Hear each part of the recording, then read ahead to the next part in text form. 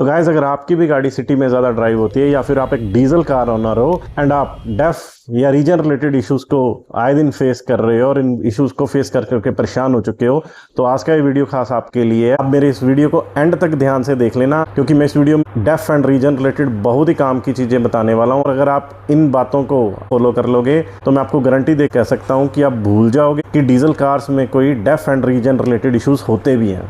तो आइए बात करते हैं कि आप लोगों ने किन किन पॉइंट्स का ध्यान रखना है। Number 1, car service. अगर आप अपनी गाड़ी को कंपनी से सर्विस करवा रहे हो then it is fine, let them done their job, you need not to worry, they will take care of it. लेकिन अगर आप अपनी गाड़ी की सर्विस बाहर से करवा रहे हो तो सबसे पहले क्या आता है, इंजन ऑयल। मेक श्योर कि ग्रेड के साथ साथ it's a low shape oil, fully synthetic डालो, विस्कोसिटी 530 और 540 एज रिकमेंडेड बाय कंपनी। 020 में रेकमेंड नहीं करता और ना ही आप डलवाओगे।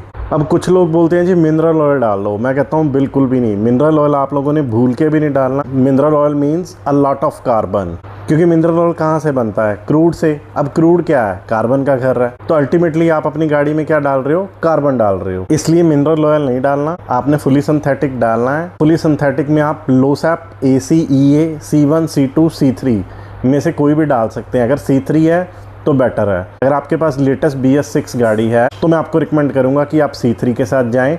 लेकिन अगर आपके पास BS4 या BS3 गाड़ी है देन आप A3 या B4 यूज़ कर सकते हैं। बट विस्कोसिटी शुड बी 530 और 540 as recommended by company.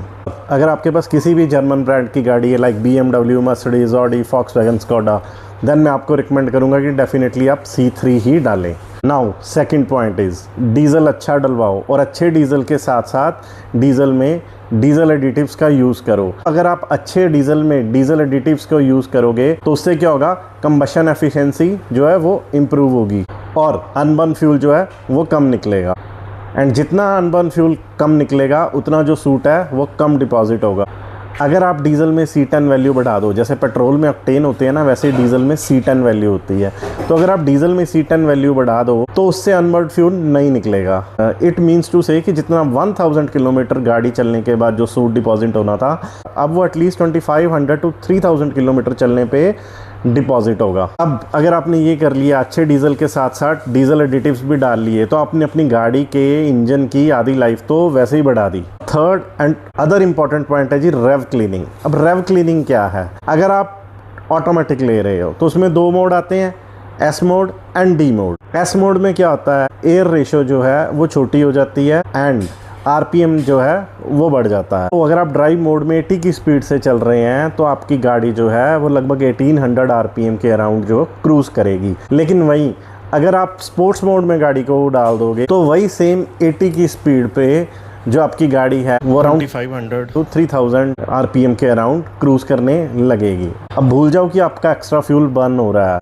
Keep on revving the engine and your job is done. अगर आपके पास मैनुअल है और टाटा की है, तो टाटा के 1.5 लीटर इंजन की बात करें तो उसमें तो वैसे भी यूरिया डलता ही नहीं है, तो DEF और रीजन से रिलेटेड उसमें कोई इशू आता ही नहीं है, तो आपको टेंशन लेने की कोई ज़रूरत ही नहीं है। बट अदर देन टाटा अगर हम बात करें महिंद्रा, जिसमें आता है 1.5 CRD, या फिर हुंडई एंड किया जिसमें आपको मिलता है 1.5 CRD, और टाटा का जो 2.0 कैरोटेक टर्बोचार्ज आपको देखने को मिलता है टाटा की सफारी में एंड हैरियर में। तो अगर इन सब की बात करें तो इन सब के लिए भी आपने कुछ नहीं करना। आपने सिंपली क्या करना है, आप 80-90 पे 5th गियर में ड्राइव कर रहे हो, आप क्या करो, उसे 3rd गियर में 10 से 15 मिनट के लिए 80-90 पे ही क्रूज करो और RPM को होल्ड करो अराउंड 2700 तक। मंथ में एक बार 10 से 15 मिनट के लिए ये कर लेना, आपको अपनी गाड़ी में कभी भी रीजन का इशू देखने के लिए मिलेगा ही नहीं। गाइज, मैं अपना पर्सनल एक्सपीरियंस बता सकता हूँ। मैंने अपनी स्विफ्ट को मोर देन 2 लाख किलोमीटर चलाया है, आज भी वो गाड़ी बहुत अच्छा चल रही है।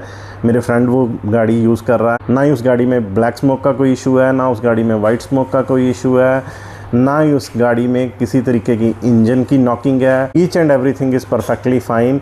और आज तक मैंने उस गाड़ी का ना तो इंटेक मैनीफोल्ड, एग्जॉस्ट मैनीफोल्ड, ना ईजी एयर वाल्व क्लीन करवाया है, क्योंकि उस गाड़ी में भी मैंने सिंपल डीजल में जो है एडिटिव यूज़ किए हैं एंड रेव क्लीनिंग का जो मेथड था वो अडॉप्ट किया। इवन मैं अपनी थार को 20,000 किलोमीटर ड्राइव कर चुका हूँ और इन 20,000 किलोमीटर्स में सिर्फ और सिर्फ मैंने अपनी गाड़ी को एक बार रीटर्न किया है, जो कि गाड़ी की तरफ से फोर्सफुली करवाया गया था। तो गाइज, इस वीडियो में मैंने जो भी आपको बातें बताई हैं, इन बातों को फॉलो कर लो तो मैं आपको गारंटी देके कहता हूँ कि लाइफ टाइम आपको डेफ एंड रीजन से रिलेटेड इशू देखने को नहीं मिलेंगे। वीडियो अच्छा लगा होगा गाइस तो इस वीडियो को लाइक करना, शेयर करना, मेरे इंस्टाग्राम पेज को फॉलो करना एंड यूट्यूब चैनल को सब्सक्राइब करना।